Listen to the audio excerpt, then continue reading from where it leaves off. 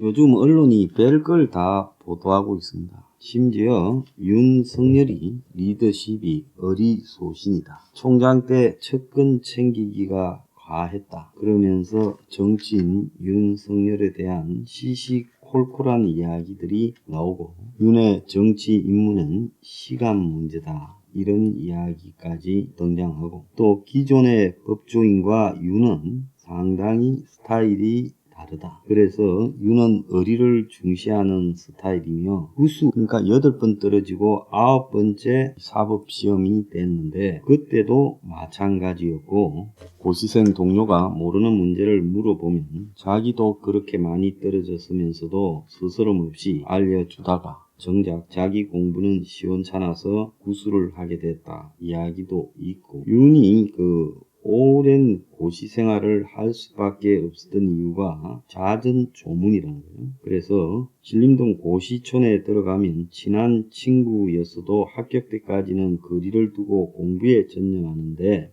윤은 친구 선후배가 상을 당했다 하면 곧바로 상가에 가서 3일장 내내 빈소를 지켰고 덩치가 커서 상녀도 맺고 그때 당연히 이 고시생 때는 이 처지가 변변찮았을 겁니다. 인간관계를 잘 챙겼다. 이런 이야기도 있고 총장 취임 때도 조문을 각별하게 했고 자기 징계가 지금 날라왔을 때도 전기차 타고 가다가 사고 나서 죽은 동기 변호사 장례식장에 들러 소주잔을 돌렸다. 이런 이야기도 있습니다. 그래서 이런 윤의 스타일이 어리있고 보스 기질이 있고 상당히 남자로서 괜찮다. 그래서 리더십이 뛰어나다. 이런 이야기가 있습니다. 그리고 부하들을 꼼꼼히 챙겨서 이 부하들의 인사를 너무 지나치게 개입했다. 이런 이야기도 있고 또 더 나아가서 뚝심도 있어서 자기 생각에 따라서 권력에 맞서기도 했다 하는 윤의 장점 이야기들이 많이 나오고 있습니다. 그런데 진짜로 중요한 부분은요. 아까 제가 일부에 이야기한 대선이 없을 수 있는 일정하게 국민을 눈속이 많은 용도로서 윤석열을 끌고 가는 용도 그리고 그것이 이제 필요 없을 때는 정치권이 윤석열과 이재명을 동시에 버리고 개헌으로 돌 때 윤석열 이재명이 개헌을 반대한다고 국민을 상대로 설득을 하며 투쟁을 할 것인가 아니면 그들도 개헌 세력으로 돌아서 한 지분을 챙기자고 갈 것인가 이 부분에 보면 제가 봤을 때 문 정권이 크게 걱정을 하면서 윤석열을 우려하는 모양은 잘 보이지 않는다. 다만 현재 야권과의 개헌에 있어서의 지분 협상 등을 진행시켜가고 개헌이 문 정권의 주도적인 입장으로 진행되어져야 된다라는 부분에서는 개헌 칼자루를 잡기 위해서 반드시 이번 4.7 보궐선거에서는 이겨서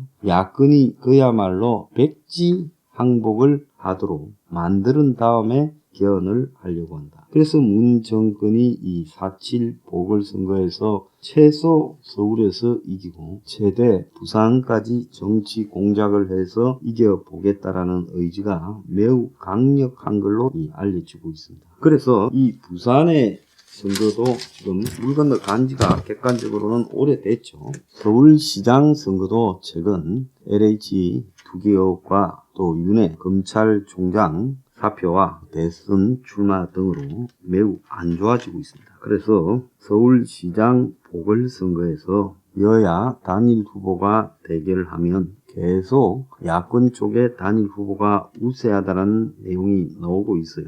그래서 어제 뉴스와 엠브레인 퍼블릭이 조사한 데 따르면 안철수가 나가면 46대 38, 오세훈이 나가도 43대 39로 박영선을 이기고 3자 대결에서만 유일하게 박영선이 이길 수 있다. 이런 결과가 나오고 있어요. 그래서 안철수가 오세훈이보다는 좀 앞서 있는 것은 사실이지만은 오세훈도 박영선을 이길 수 있다라는 부분은 이건 매우 중요한 의미를 가집니다. 그것은 왜 중요하냐?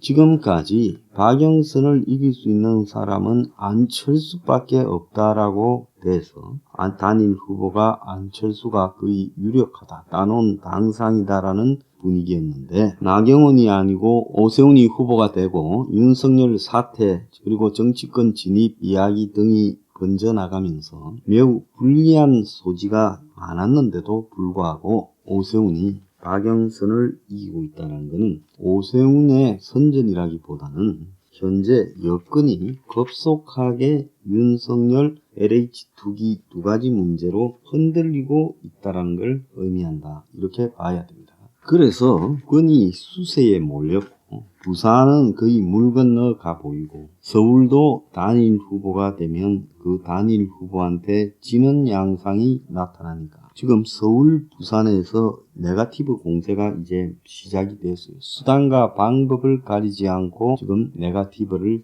들고 나오고 있습니다. 그래서 국면 전환을 네거티브로 해보려고 하지요. 자, 그런데 여기서 이제 가장 핵심인 부분은 뭔가 하면 지금 안철수가 되는 것은 여권으로서는 또 괜찮습니다. 왜냐하면 안철수는 여야를 넘나들었고 현 여권 세력과 당을 만들어서 공동 대표도 했고 문재인을 밀어주기도 했고 또 햇볕 정책을 지지하기도 했고, 그래서 지금 안철수가 보수로 표방하고 있지만은 현 여건이 안철수를 다루는 문제는 복잡하지 않다. 자, 안철수조차도 제3세력이고 중도라고 이런 이미지가 강하기 때문에 안철수가 되면 여권도 진 거지만 야권도 진 거라고 이렇게 될 수 있다는 겁니다. 그런데 행여나 오세훈이 서울시장에 당선돼 버리면 이때는 개헌을 추진하는 여당의 힘이 급속하게 무너지면서 이제 개헌을 야권 내년 대선에 이길 수 있다고 기세가 등등해지면서 개헌 부분에 대한 흥미가 조금씩 떨어져가는 야권에 매달려야 되는 사태가 발생할 수 있다. 그래서 여권으로서는 이 개헌 문제를 관철시키려면 적어도 서울에서는 야당의 후보 오세훈을 낙선시켜야 된다. 단일화해서 지도로 가는 것도 좋고 정 안 되면 안철수가 되더라도 어쨌든 오세훈은 돼서는 안 된다. 지금 그런 입장이 확고하게 있는 것 같아요.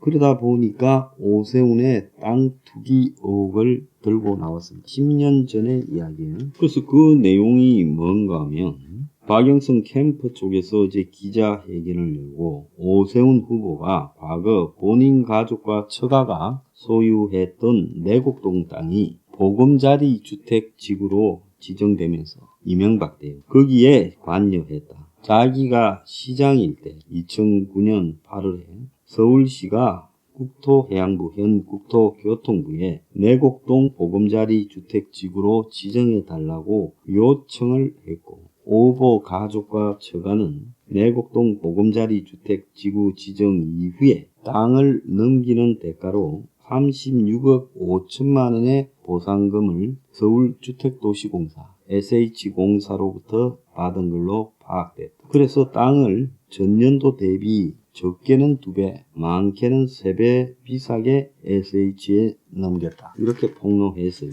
오세훈은 10년 전 흑색 선전을 다시 끄집어낸 것이다 라고 비판을 하고 오 후보 측은 노무현이 시절인 2006년에 국토부가 해당 지역을 국민임대주택단지 후보지로 지정을 했고 법 개정으로 명칭이 보금자리 주택지구로 바뀌었을 뿐인데 개정안에 따라 서울시가 국토부에 신청하는 형식적인 절차가 필요해. 오세훈이 서울시장으로 당선될 시점 2010년에 나왔던 흑색 선전을 또 10년 만에 다시 재탕해서 울거먹는 그런 사안이다라고 이야기를 했습니다.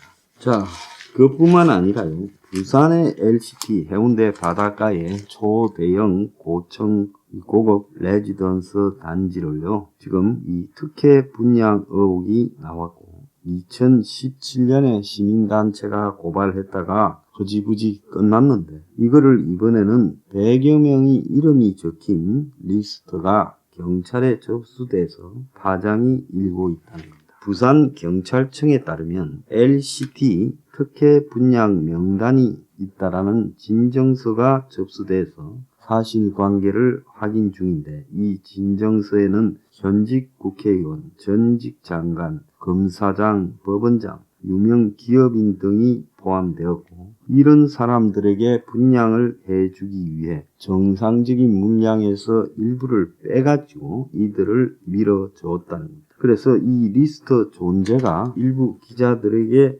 확인이 되었고 LCT가 미분양이다 이렇게 주장을 하고 있는데 미분양이니까 뭐 미분양된 거를 아는 사람한테 설명해서 사라고 했다는 게 뭐가 문제냐 이러는데 그런 3차 분양까지 가서 최종 미분양 판정이 나기 전에 이 사람들한테 특혜를 줬다. 그래서 특혜 분양이 맞다라는 이야기까지 하고 있습니다. 자, 이에 대해서 부산지검에서는 속칭 LCT 분양 리스트는 검찰 수사 과정에서 확보된 바가 없는 자료라며 그래서 참여연대가 고발한 2015년 10월 달에 우선 분양된 43가구 계약자에는 전현직 국회의원, 전 장관, 검사장, 고위공직자가 없었다. 이렇게 말을 하고 있어요.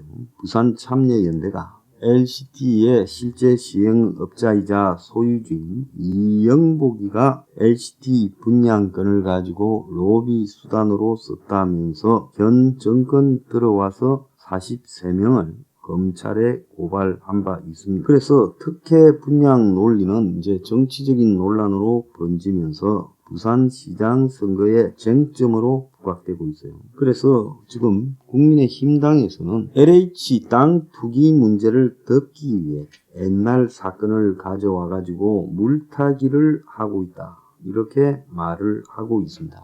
자, 그래서 서울과 부산에서 지금 다른 땅 투기를 가져와서 그걸 가지고 LH공사의 땅 투기 의혹, 직원들의 땅 투기 의혹을 물을 타는 일을 열심히 하고 있어요. 여건이요. 그런데 여기서 오세훈 후보가 주목해야 되는 것은 쉽게 서울시장 후보를 안철수에게 양보하면 안 된다는 겁니다. 그래서 아마 단일화 경선에서 오세훈이 지는 적시 제가 봤을 때는 국민의힘당은 이제 그걸로 거의 끝이 나는 경우가 시작됐다. 이렇게 봐야 됩니다. 그래서 최종 서울시장 선거에 자기 당의 후보조차 내지 못하고 그냥 안철수한테 뺏겨버렸다. 이거는 이후에 대선까지 과정과 또 앞으로 그 물밑 개헌 업무와 또 윤석열 안철수를 붙여가지고 제1야당을 해체하려는 그런 업무 그런 부분 속에서 여러 가지로 최악의 상황이 올 수 있다는 거예요. 저는 국민의힘당을 똥당이라 부르고 좋아하진 않습니다. 그렇지만은 저 당이 나름대로는 유지되고 존재해야 대한민국의 물밑에서 전개되고 있는 역대 가장 정치 공작이 뛰어난 문 정권의 의도를 막는데 도움이 되지.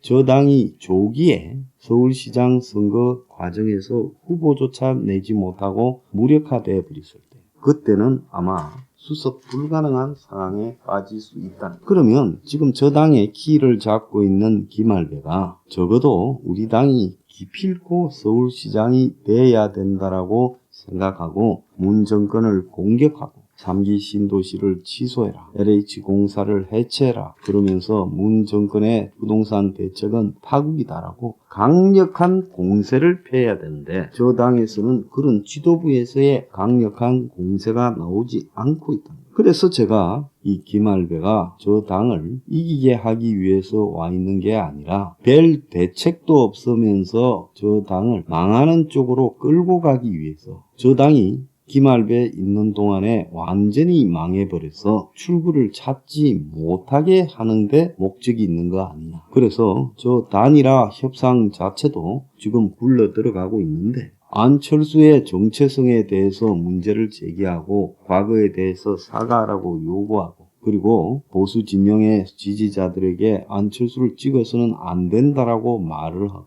이런 것들을 통해서 좀 프로모션을 해야 되는데 맥없이 그냥 단일화에 지기만을 기다리고 있는 모습을 지도부가 보이고 있다. 그거는 지금 국민의힘당의 오세훈이 단일화에 져서 단일 후보를 안철수에게 넘겨주는 것이 그것이 기획되어 있는 업무의 핵심이 아닌가 이런 생각도 듭니다. 오세훈 후보 쉽사리 단일 후보를 넘겨줘서는 안 된다. 넘겨주는 순간에 국민의힘당은 끝나버릴 수 있다. 이런 생각이 들어요.